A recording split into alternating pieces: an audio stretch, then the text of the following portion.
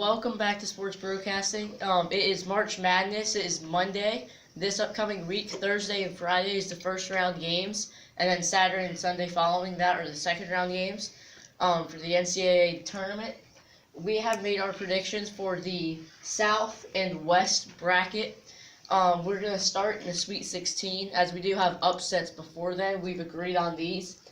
We have number 12, Liberty, the Atlantic Sun champions, defeating the 5 seed Mississippi State. A lot of people believe that upset will happen, and we're one of them.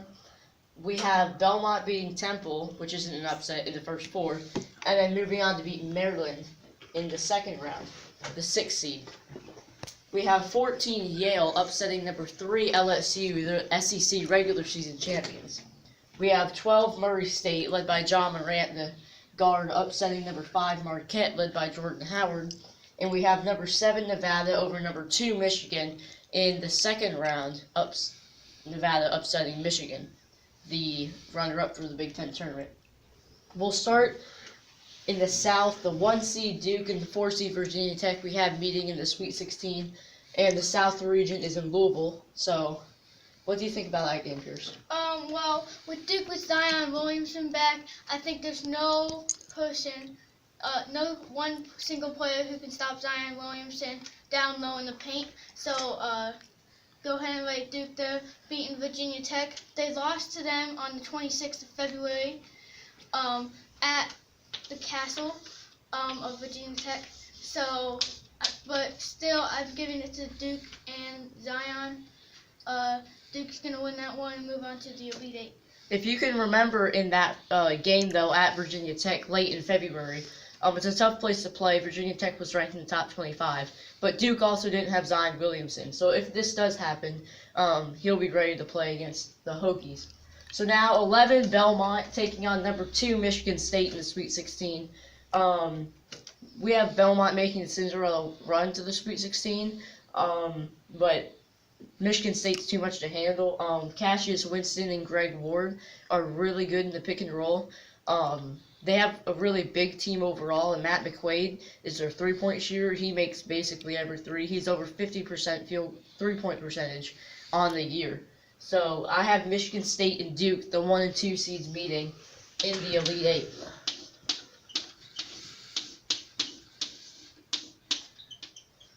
Over to the West bracket. We have Gonzaga and Florida State, the 1 and 4 seeds, meeting in the Sweet 16, the third round of the NCAA tournament. I have Florida State getting a pretty easy road. Their first game against Vermont, the 13 seed, I think that's going to be a close game. It's a toss-up. I think Vermont could easily win that game. But we have Florida State moving on to the Sweet 16 against the 1 seed Gonzaga. Gonzaga is very experienced, and just because they lost their conference championship game to St. Mary's doesn't mean that they're not one of the best teams in the country, and I think they have a real shot to win the championship this year. And they're going to beat Florida State in the Sweet 16.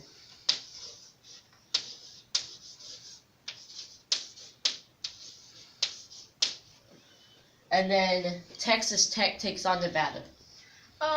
So Texas Tech, they got upset in the Big 12 tournament, but that tournament didn't cost them a bid in the NCAA tournament.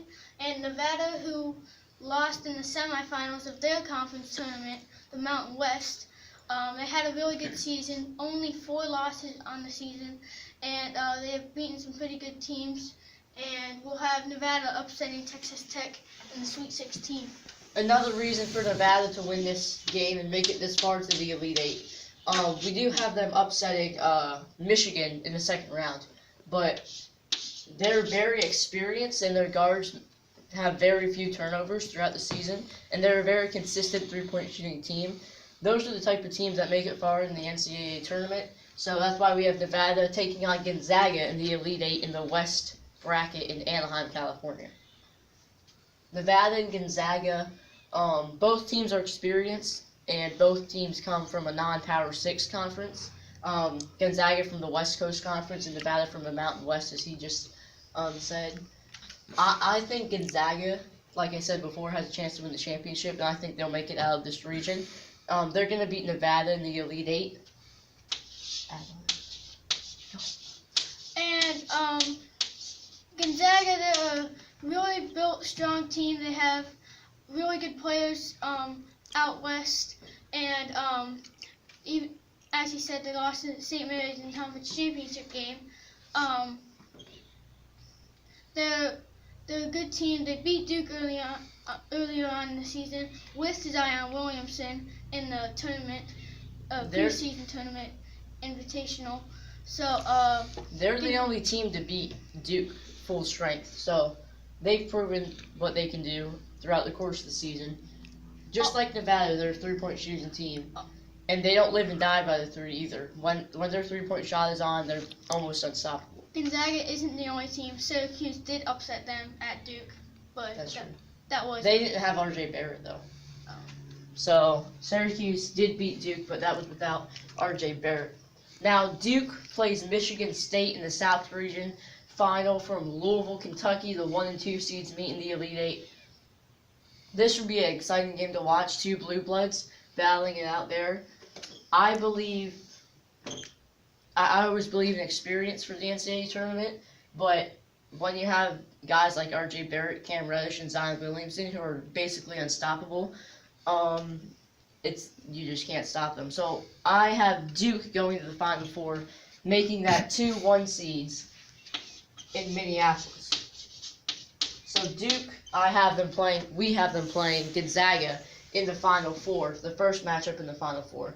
I'm pretty confident in this bracket. We did have some disagreements. I think Liberty has a good chance to beat Virginia Tech. Whether they do or not, I don't know. It's a coin toss, but I do think Liberty has a good shot. And watch out for Yale. They live and die by the three, but if they're hitting their 3-point shot, they have a chance to beat LSU in the first round, the SEC regular season champion. But watch that game. That'll be fun to watch. And Murray State Marquette will be another good game to watch. But we have Duke Gonzaga in the Final Four, 2-1 seeds. Should be a good one. We'll have another video on sports broadcasting probably tomorrow.